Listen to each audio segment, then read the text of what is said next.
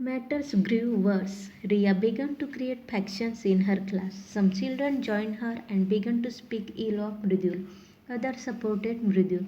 A lot of booing was noticed on the school playgrounds, unlike the cheering that filled the air earlier.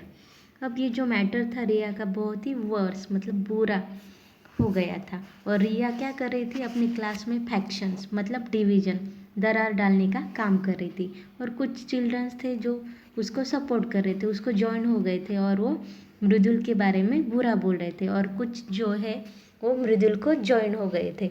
इस तरीके से सारा atmosphere playground वो ख़राब हो गया था।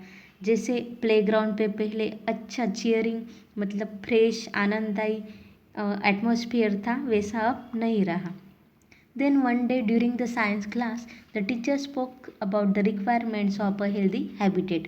अब एक दिन क्लास में साइंस टीचर अभी healthy habitat means healthy means निरोगी और हैबिटेट मीन्स हमारा नेचुरल होम। हैबिटेट का मतलब नेचुरल होम, शेल्टर, हमारा प्लेस, लोकेशन, डेस्टिनेशन। तो उसके बारे में उसकी क्या क्या रिक्वायरमेंट है, मतलब हम healthy atmosphere, healthy place, healthy habitat किस तरीके से निर्माण कर सकते हैं, इसके बारे में चर्चा करती है। She explain how people should behave in a fair and responsible way when they interact with each other so that they have healthy food, space and shelter. अब टीचर एक्सप्लेन करती है कि किस तरीके से लोगों को बिहेव करना चाहिए कि वो कोई भी काम अच्छा करे, एक दूसरे के साथ अन्याय न होने दे, मतलब अच्छे अच्छे से उनका व्यवहार हो।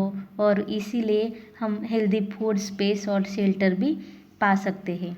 रिया felt uneasy listening to what the teacher was telling them in a class. अब रिया थी वो समझ नहीं पा रही थी कि उसकी टीचर क्या समझा रही थी। She was struck by a thought as her teacher explained the ill effects of pollution, poaching, deforestation and more on the food web.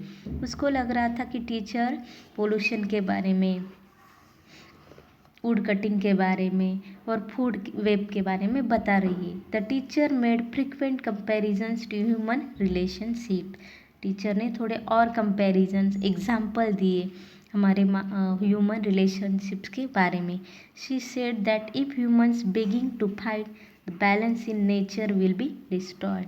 अगर सारे लोग एक दूसरे से फाइट करने लगे, झगड़ा करने लगेंगे, तो इसका परिणाम नेचर पे होगा और नेचर का नुकसान होगा।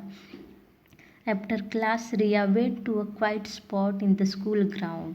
She began to think over the habitat in her home and her school.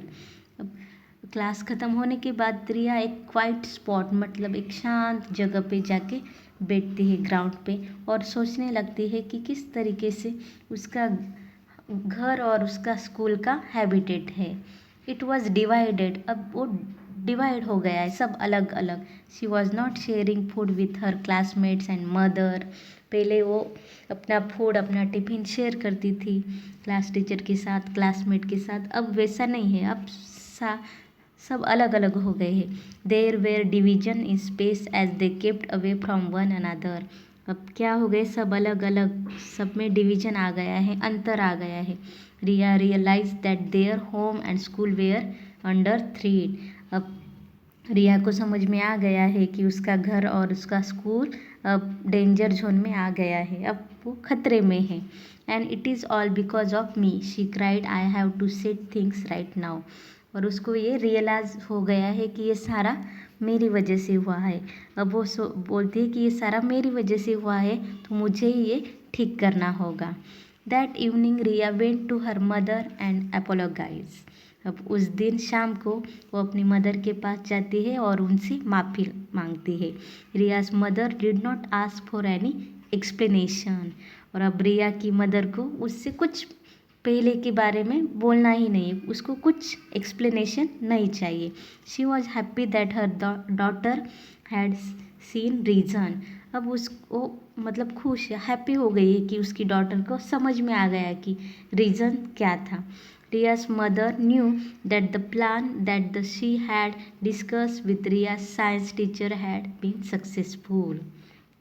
रिया की मम्मी को पता था कि उसने जो प्लान साइंस टीचर के साथ बनाया था वो सक्सेसफुल होने ही वाला है।